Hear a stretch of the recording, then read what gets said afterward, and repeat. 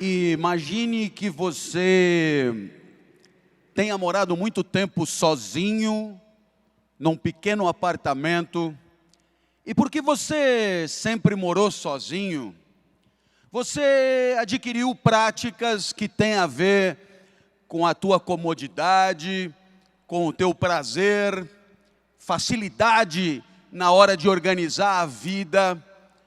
Mas aí, por alguma razão, alguém vai morar com você.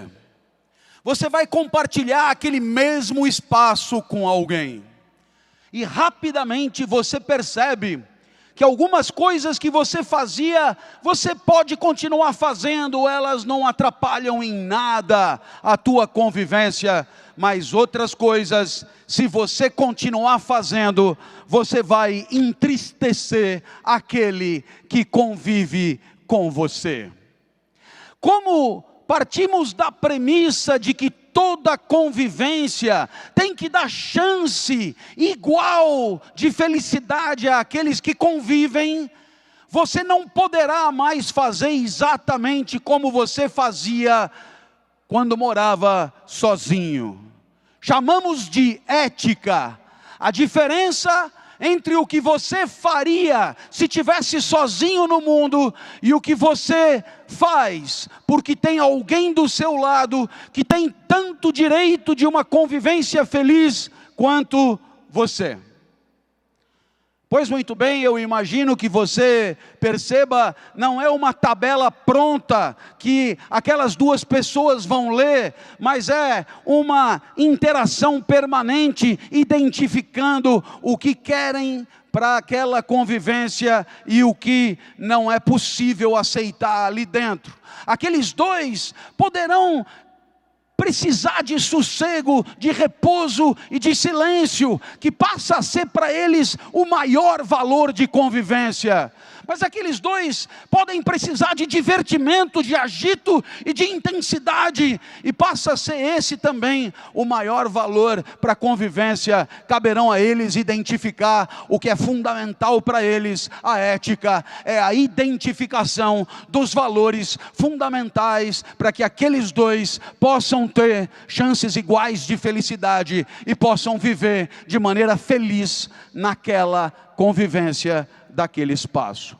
Isso vale para aquelas duas pessoas, vale para 5 pessoas numa família, 50 pessoas numa sala de aula, 50 mil pessoas numa pequena cidade, 200 milhões de pessoas num país, ou toda a humanidade. A ética é a arte da convivência e o respeito às chances iguais de felicidade para todos aqueles que interagem. Não tem tabela pronta e os valores são contraditórios. Você sabe que a transparência é fundamental para a convivência. A transparência é um baita valor de convivência. Graças à transparência, a gente diminui a maracutaia, diminui a mentira, diminui o cinismo, a hipocrisia, a desigualdade. E então a transparência, ela nos importa, mas o sigilo e a confidencialidade, que são o contrário da transparência, também são fundamentais para a nossa convivência.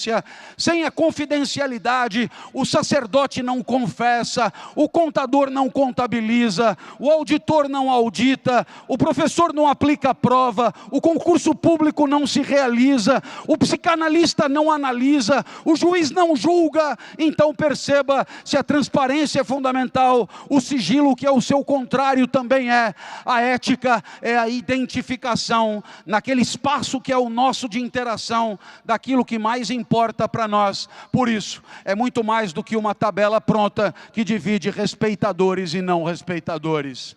Somos todos convidados para que haja uma formação ética mais importante, a refletir de maneira lúcida sobre o tipo de sociedade que queremos para nós. Se queremos uma sociedade silenciosa, onde o repouso é o maior valor, se queremos uma sociedade vibrante, onde a intensidade é o maior valor, e aí, é claro, identificando o que é fundamental para nós, saberemos diagnosticar os comportamentos que não podemos tolerar, comportamentos canalhas e indevidos, comportamentos que buscam trazer vantagem para quem age, mas destroem a convivência convivência, destroem os valores garantidores de felicidade para todos. A ética é a vitória da convivência sobre a canalice.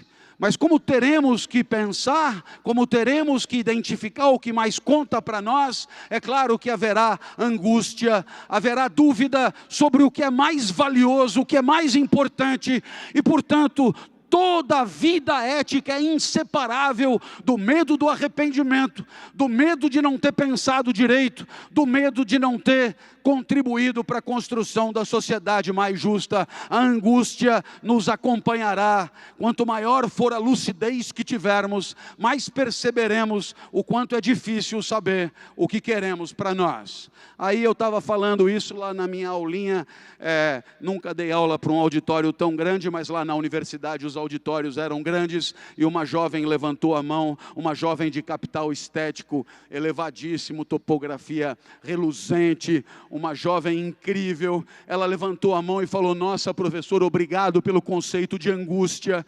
Eu sempre fui angustiada, eu nunca soube identificar com clareza os limites da minha ação e o que eu quero para a minha vida.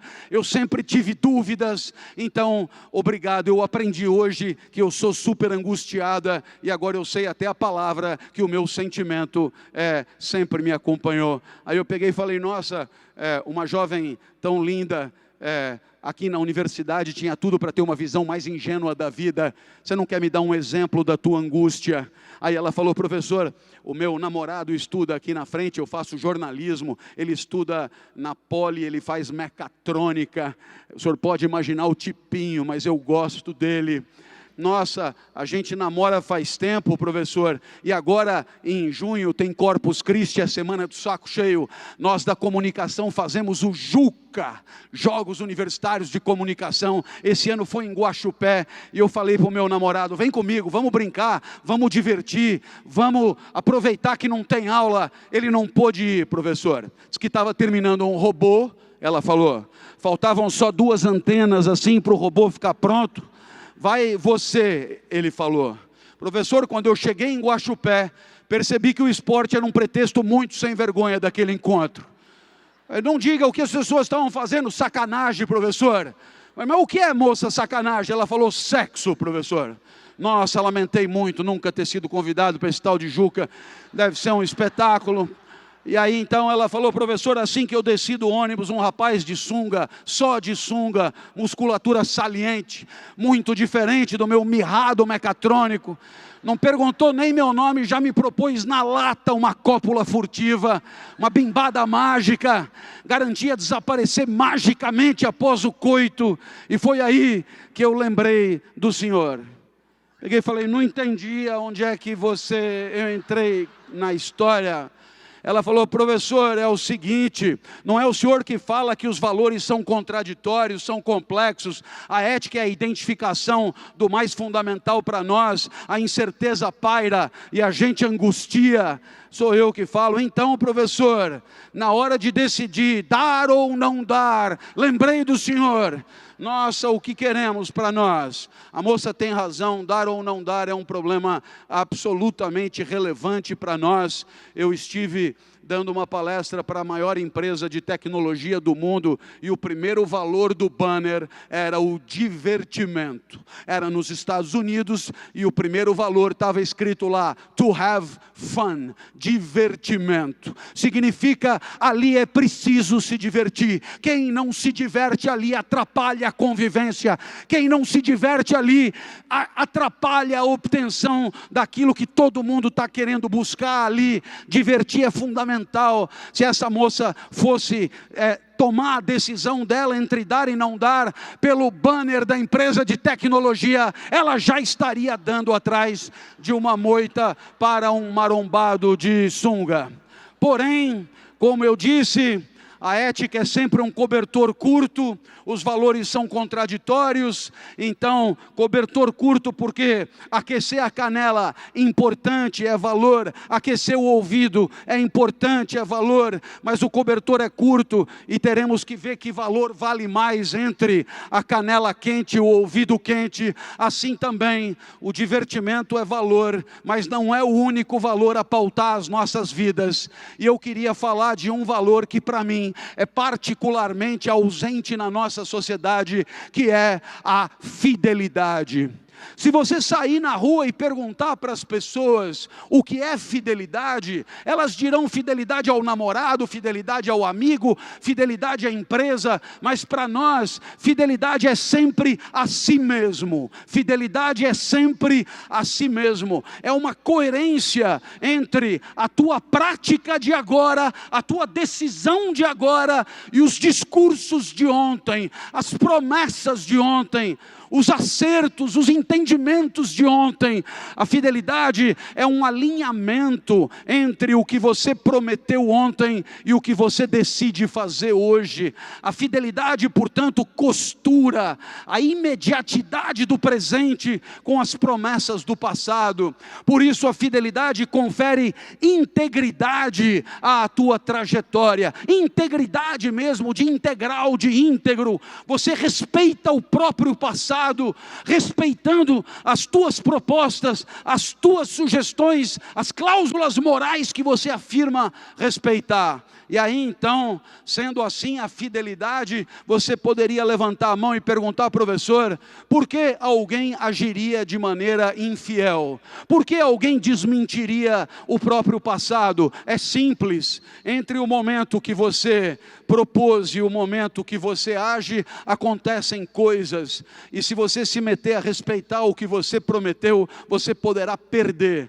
A moça perderá o marombado de sunga, mas no lugar do marombado de sunga, você pode colocar uma eleição, a vitória numa eleição. Você pode botar uma grande venda.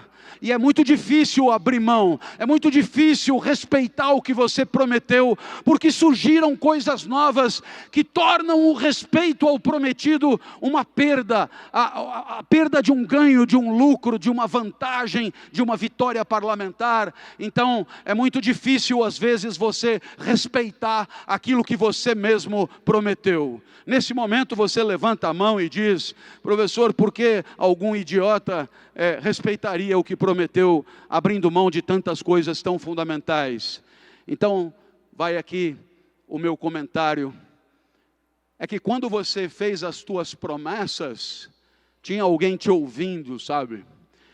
Quando você diz que vai fazer alguma coisa, é possível que tenha alguém que acredite em você. E esse alguém tem por você confiança, certeza que no futuro você respeitará o que está dizendo.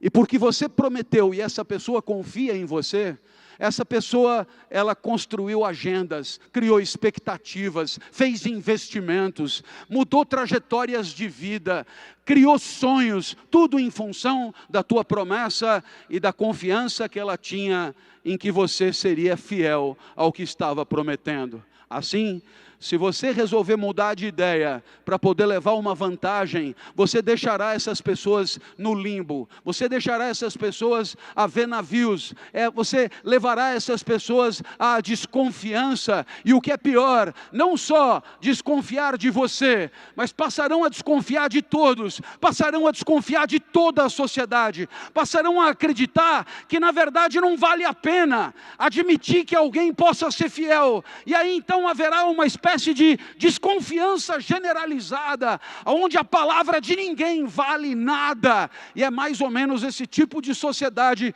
que nas últimas décadas temos construído para nós. Uma sociedade onde a palavra dada é objeto de chacota, de riso. Somos absolutamente fiscalizados por câmeras, radares, quebras-molas, tornozeleiras e tudo aquilo que desmoraliza a vida. Por essas e por outras, você poderá poderá escolher entre continuar contando com a confiança das pessoas, contribuindo assim para uma sociedade onde as pessoas ainda podem dizer coisas e as outras podem ainda acreditar no que é dito, ou então você pode fazer parte de uma espécie de bandalheira generalizada, onde o que é dito nunca valeu nada e onde só a verificação é garantidora de alguma certeza. Por essas e por outras, eu espero que você entenda que a fidelidade é a integridade da tua trajetória que desperta a confiança em você. E se você já ouviu falar em sustentabilidade, você deve imaginar que sustentabilidade é um valor da vida de agora que projeta um futuro legal de viver e de conviver. A sustentabilidade recomenda a você não jogar destruindo o jogo, não vencer inviabilizando a vitória de amanhã, não lucrar inviabilizando o lucro de amanhã, não ter um triunfo viabilizando o triunfo de amanhã. Por essas e por outras, a sustentabilidade limita a tua conduta hoje, para que você possa continuar vivendo feliz amanhã.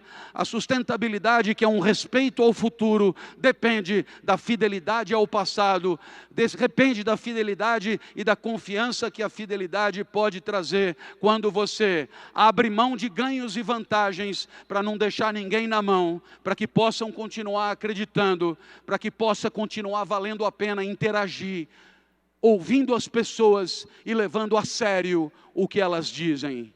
E nesse momento, você poderá perceber que você está numa sinuca de bico, entre levar aquela vantagem imediata e de circunstância, ou então abrir mão de uma vantagem, assumir a perda em nome da integridade, da confiança, da fidelidade e da sustentabilidade. E nesse momento que você faz esse cálculo, você poderia perguntar: professor, mas entre ganhar agora e abrir mão do ganho para respeitar o mundo que me cerca, como é que eu faço para decidir?